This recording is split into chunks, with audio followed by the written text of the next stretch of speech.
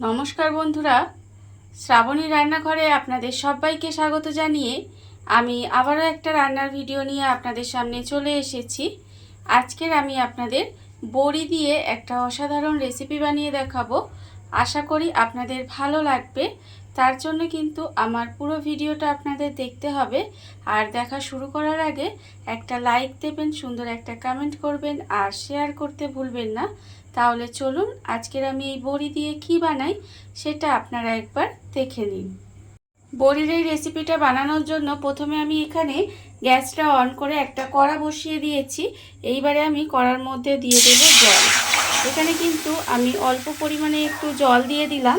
এইবারে জলের মধ্যে দিয়ে দেব, এখানে আমি রেখেছি আদা, রসুন আর টমেটো। এখানে মাঝারি সাইজের একটা টমেটোর আধখানা রেখেছি 5 কোয়া রসুন আর অল্প একটু আদা রেখে দিয়েছি।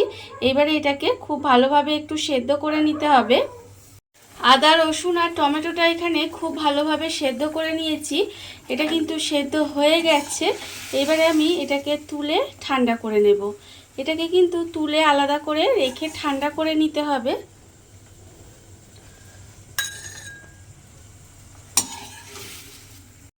আদা, রসুন আর টমেটোটা আমি কিন্তু এখানে সেদ্ধ করে ঠান্ডা করে রেখে দিয়েছি। এইবারে আমি একটা মিক্সিং জার নিয়ে নেব, তার মধ্যে এটা নিয়ে নেব, নিয়ে এটা কিন্তু পেস্ট করে নিতে হবে। আর আমি প্রতিদিনের মতো আপনাদের একটা কথাই বলবো যে প্লিজ আমার ভিডিওটা আপনারা টেনে টেনে দেখবেন না, পুরো ভিডিওটা দেখুন, আশা করি আপনাদের ভালো লাগবে। এবারে আমি মশলাটা রেডি করে নিয়ে তারপরে আবারও ফেরত আসছি। মশলাটা আমার এখানে রেডি করা হয়ে গেছে। আর মশলাটা আমি এখানে রেডি করে নিয়েছি। আর অন্যদিকে কিন্তু আবারও গ্যাসটা অন করে কড়াটা বসিয়ে দিয়েছি। এবারে কড়াই দিয়ে দেব সর্ষের তেল। এখানে কিন্তু আমি রান্নাটা সর্ষের তেলেই করব। আর আপনারা চেষ্টা করবেন সর্ষের তেলেই করার, তার কারণ এটা কিন্তু সর্ষের তেলে করলে খেতে বেশি ভালো লাগবে। এবারে তেলটা প্রথমে একটু গরম হতে দেব।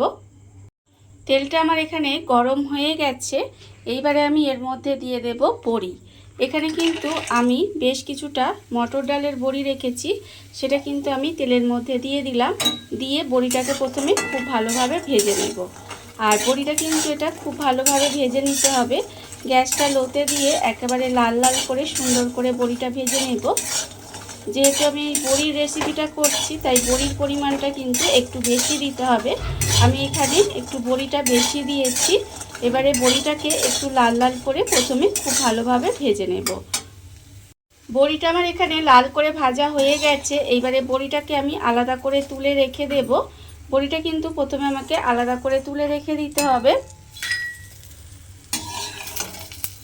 বড়িটা আমি এখানে ভেজে আলাদা করে তুলে রেখে দিয়েছি। আর আবারও কিন্তু কড়াই একটু তেল দিয়ে দিয়েছি। তেলটা আমার এখানে গরম হয়ে গেছে। আমি দিয়ে দিলাম এখানে একটা শুকনো লঙ্কাকে আমি মাঝখান থেকে ফাটিয়ে দিয়ে দিলাম। এইবারে দেব অল্প একটু কালো জিরে, দিয়ে দিয়েছি। এবার কালো জিরে আর শুকনো লঙ্কাটা প্রথমে একটু ভেজে নেব। ভেজে নিয়ে আমি এর মধ্যে দিয়ে দেব, এখানে আমি রেখেছি পেঁয়াজ।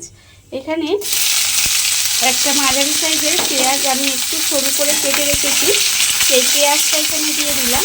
দিয়ে পেঁয়াজটাকে কিন্তু প্রথমে একটু ভেজে নিতে হবে। খুব বেশি লাল লাল করে ভাজার দরকার নেই, একটু হালকা করে পেঁয়াজটা প্রথমে একটু ভেজে নেব। পেঁয়াজটা আমার এখানে হালকা করে ভাজা হয়ে গেছে। এবারে আমি এর মধ্যে দিয়ে দেব আলু। এখানে একটা মাঝারি সাইজের আলু একদম সরু সরু করে কেটে রেখেছি, সেই আলুটাও আমি এখানে দিয়ে দিলাম। এবার এই পেঁয়াজের সঙ্গে আলুটা একসঙ্গে দিয়ে একটু ভেজে নিতে হবে। একটু সময় কিন্তু পেঁয়াজ আর আলুটা এইভাবে একটু ভেজে নেব। পেঁয়াজ আর আলুটা আমার এখানে ভাজা হয়ে গেছে। পেঁয়াজ আর আলুটা আমি এখানে ভালোভাবে ভেজে নিয়েছি। এইবারে আমি এর মধ্যে দিয়ে দেব মশলাটা। যে মশলাটা আমি মিক্সির মধ্যে পেস্ট করে নিয়েছিলাম সেটা কিন্তু আমি একটা বাটির মধ্যে ঢেলে নিয়েছিলাম, সেই মশলাটা আমি এখানে দিয়ে দেব। আর আমি দেব এখানে রেখেছি আন্দাজ মতো নুন, আছে হাফ চামচ হলুদ গুঁড়ো, হাফ চামচ লঙ্কার গুঁড়ো, আর আছে আমার এখানে 1/4 চামচ মতো কাশ্মীরি লঙ্কার গুঁড়ো, সেটাও কিন্তু আমি এখানে দিয়ে দিলাম। দিয়ে খুব ভালোভাবে কিন্তু মশলাটা কষিয়ে নিতে হবে। মশলাটা এমনভাবে কষাতে হবে যাতে মশলার যে কাঁচা গন্ধটা সেটা চলে যায়। মানে কাঁচা গন্ধ নেই, তাও মশলাটা কিন্তু খুব ভালোভাবে কষিয়ে নিতে হবে। মশলাটা যেহেতু আমি সেদ্ধ করে নিয়েছিলাম সেই জন্য এর কাঁচা গন্ধ থাকে না, তবুও মশলাটা একটু খুব ভালোভাবে কষিয়ে নিতে হয়। মশলা না কষালে রান্নার তো স্বাদ হবে না, সেই জন্য মশলাটা কিন্তু আমি একটু ভালোভাবেই কষিয়ে নেব। আর দেখুন আমি এই সময় অল্প সামান্য একটু জল দেব, খুব বেশি জল দেব না, অল্প একটু জল দিয়ে কিন্তু এটা আরও একটু সময় ধরে খুব ভালোভাবে কষিয়ে নিতে হবে। একটু সময় নিয়ে কিন্তু এটা একটু আমি কষিয়ে নেব। মশলা আমার এখানে খুব ভালোভাবে কষানো হয়ে গেছে। মশলা কিন্তু আমি এখানে খুব ভালোভাবে কষিয়ে নিয়েছি। এইবারে আমি এর মধ্যে দিয়ে দেব জল। এখানে কিন্তু আমি খুব বেশি জল দেব না, অল্প পরিমাণে একটু জল দিয়ে দিলাম। দিয়ে খুব ভালোভাবে কিন্তু এটা মিশিয়ে নিতে হবে। অনেক সময় দেখবেন আমাদের বাড়িতে মাছ, মাংস, সবজি কিছুই থাকে না, তখন কিন্তু আপনারা এইভাবে বড়ি দিয়ে রান্নাটা করে নিতে পারেন। দেখবেন এক থালা ভাত কিন্তু নিমেষেই শেষ হয়ে যাবে, এতটাই সুন্দর খেতে হয়। আমি কিন্তু জল দিয়ে দিলাম। এবারে আমি ওপর থেকে যে ভাজা বড়িটা ছিল সেই ভাজা বড়িটাও দিয়ে দেব। ভাজা বড়িটা আমি এখানে দিয়ে দিলাম। দিয়ে এবার খুব ভালোভাবে এটা মিশিয়ে দেব। মিশিয়ে দিয়ে ঢাকা দিয়ে গ্যাসটা লোতে দিয়ে এইভাবে একটু রান্না হতে দিতে হবে। খুব কম সময় আর কম উপকরণে রান্নাটা হয়ে যায়, আর খেতে কিন্তু অসম্ভব সুন্দর হয়। এইভাবে কিন্তু আপনারাও একদিন হলেও বানিয়ে খেয়ে দেখতে পারেন। এবারে আমি এইভাবে ঢাকা দিয়ে একটু রান্না হতে দেব, যতক্ষণ না পর্যন্ত আলু আর বড়িটা খুব ভালোভাবে সেদ্ধ হয়ে যায়। গ্যাসটা লোতে দিয়ে আমি কিছুক্ষণ এইভাবে ঢাকা দিয়ে রান্না হতে দিয়েছিলাম। এর ফলে কিন্তু আলু, বড়ি সমস্ত কিছু কিন্তু খুব ভালোভাবে সেদ্ধ হয়ে গেছে। রান্নাটা কিন্তু আমার এখানে হয়েই এসেছে। এইবারে আমি এক একটা বড়ি একটু ভেঙে ভেঙে দেব। মানে একটু বড়িগুলো ভেঙে দিলে কি হবে, তরকারিটার স্বাদটা কিন্তু আরও বেড়ে যায়। আমি কিন্তু এইভাবে দেখুন দুটো চারটে বড়ি কিন্তু এইভাবে একটু ভেঙে ভেঙে দেব। এতে এটা কি হবে, রান্নাটা কিন্তু খেতে বেশ ভালো লাগবে। আমি কিন্তু বড়িগুলো এইভাবে একটু, সব কটা বড়ি কিন্তু নয়, আমি দু চারটে বড়ি এইভাবে একটু ঘেটে ঘেটে দিলাম। এতে তরকারিটার স্বাদটা কিন্তু অনেক বেড়ে যায়। রান্না কিন্তু আমার হয়ে গেছে।